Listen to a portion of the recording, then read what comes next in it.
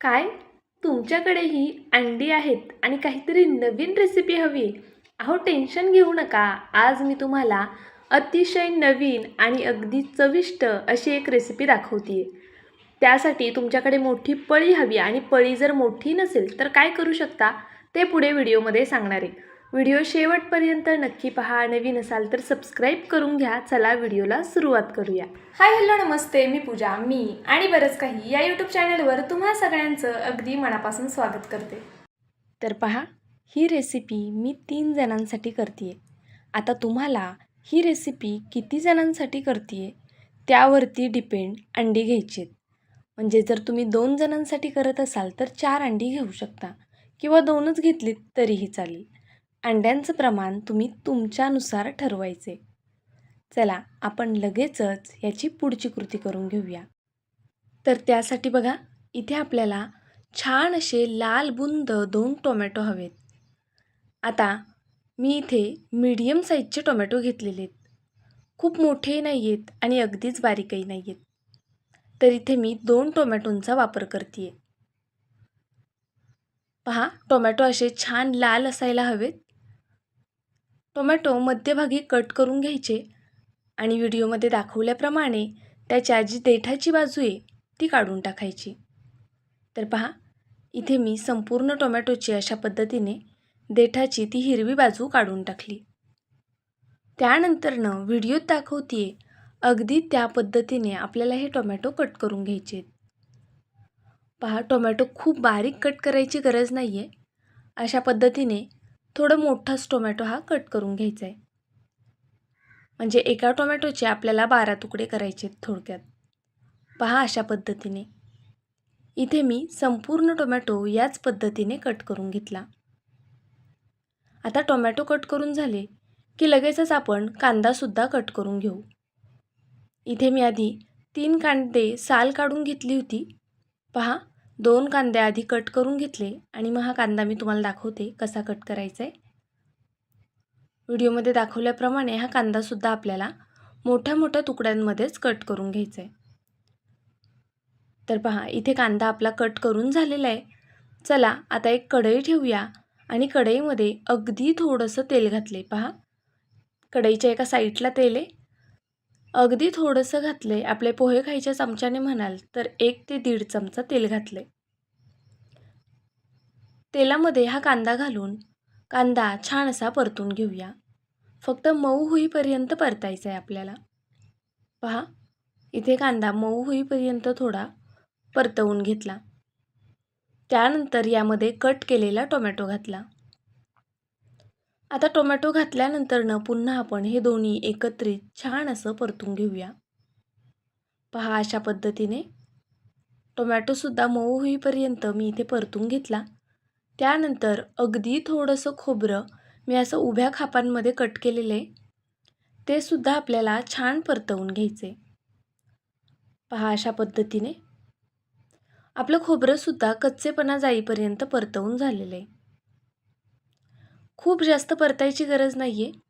या पद्धतीने फक्त हे वाटण आपल्याला परतवून घ्यायचे. आता वाटण म्हटल्यावर तुम्हाला समजलं असेल आपण ह्याची भाजी करतोय. कशा पद्धतीने करणार आहे ते नक्कीच काळजीपूर्वक पहा. आता हे वाटण थंड करून मिक्सरच्या भांड्यात घालून घेतलं. सोबतच भरपूर अशी कोथिंबीर घातली. तुमच्याकडे पुदिना असेल तर नक्कीच आवर्जून घाला.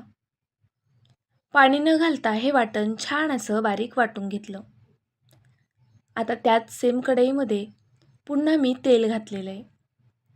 तेलामध्ये जे काही तुमच्याकडे खडे मसाले असतील ते तुम्ही घालू शकता. त्याचबरोबर आपण यामध्ये जे सुके मसाले आहेत ते सुद्धा घालून घेऊया. म्हणजेच पावडर मसाले.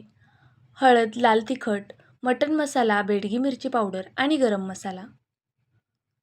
गॅस अगदी बारीक आहे आणि तेल खूप गरम नसतानाच यामध्ये हे मसाले घालून घ्यायचे.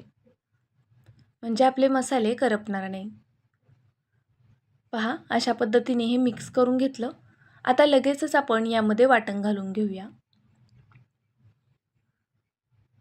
तर पहा, इथे मी आता वाटण घालून घेते.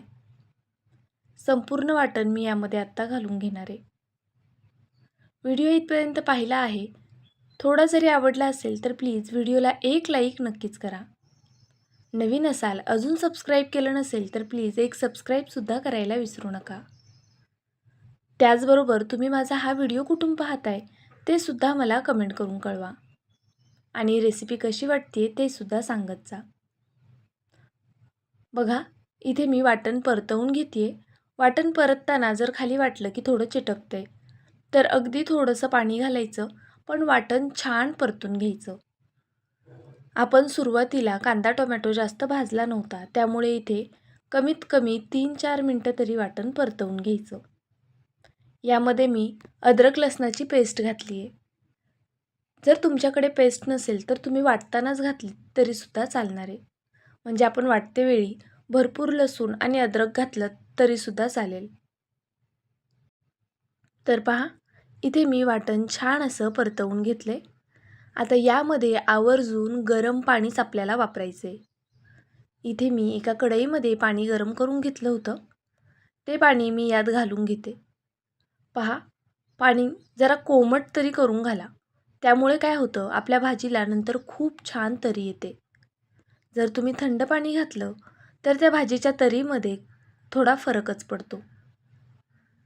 तर इथे मी गरजेनुसार पाणी घालून घेतलं आहे. आता चवीनुसार मीठसुद्धा घालून घेऊया आणि ही ग्रेव्ही छान अशी दणदणीत उकळी काढून घेऊया. पहा, आता ही ग्रेव्ही मी दुसरीकडे ठेवते आणि तोपर्यंत ह्या पळीमध्ये अंडं टाकून आपण पुढची प्रोसेस करून घेऊया. जर पळी नसेल तर काय करायचं ते सुद्धा पुढे सांगते. पहा, इथे पळी मी थोडी गरम करून घेतली. त्यानंतर त्यामध्ये अगदी थोडंसं तेल घातलं. तेल सगळीकडे व्यवस्थित लावून घेतलं. आता पळी मी इथे खाली उतरवून घेतली आहे. त्यानंतर यामध्ये अंडं फोडून घेऊया. खाली उतरवल्यामुळे काय होतं, आपल्या हाताला गॅसची आही लागत नाही आणि हात भाजत नाही. इथे कोणाची तरी हेल्प घेतली तरी चालेल पळी पकडण्यासाठी. आता बघा, यामध्ये मी हे अंडं फोडून घेतलं. पुन्हा मी ही गॅसवर ठेवून गॅस चालू करते. आणि आता बघा, हे अंडं आपल्याला छान असं शिजवून घ्यायचे. तर इथे मी थोडंसं आता मीठ घालून घेतले. अगदी थोडंसं मीठ घातलेलं आहे. तुम्हाला हवं तर तुम्ही लाल तिखटसुद्धा घालून घेऊ शकता. एक अंडं मी फक्त मीठ घालून केलेलं आहे. बाकी अंड्यांमध्ये मी थोडं लाल तिखटसुद्धा घालणार आहे. पहा, अशा पद्धतीने हे दोन्ही साईडनी व्यवस्थित असं होऊन द्यायचे. आणि पहिला अंडं निघायला अगदी थोडा वेळ लागतो, पण नंतरची अंडी लगेच पटापट निघतात. जसं आपण डोसे करताना बघा, पहिला डोसा थोडासा चिकटला जातो, पण नंतरचे डोसे छान निघतात. आता जर तुमच्याकडे पळी नसेल आणि तुमच्याकडे जर तडका पॅन असेल तर तुम्ही त्यामध्ये सुद्धा ही प्रोसेस करू शकता. तर पहा, बऱ्याचदा काय होतं, मी एकदा लास्ट टाईम एक रेसिपी अपलोड केलेली सेम याच पद्धतीची. त्यावरती बऱ्याच कमेंट आलेल्या, ताई तडका पॅन नाही आहे, मग कसं करू? म्हणून मी खास हा व्हिडिओ पुन्हा शूट केलेला आहे. तर पहा, इथे एक एक करून अशाच पद्धतीने आपल्याला ही अंडी तळून घ्यायची आहेत. आता ही बाकीची जी अंडी आहेत ती मी तडका पॅनमध्ये तळून घेते आहे.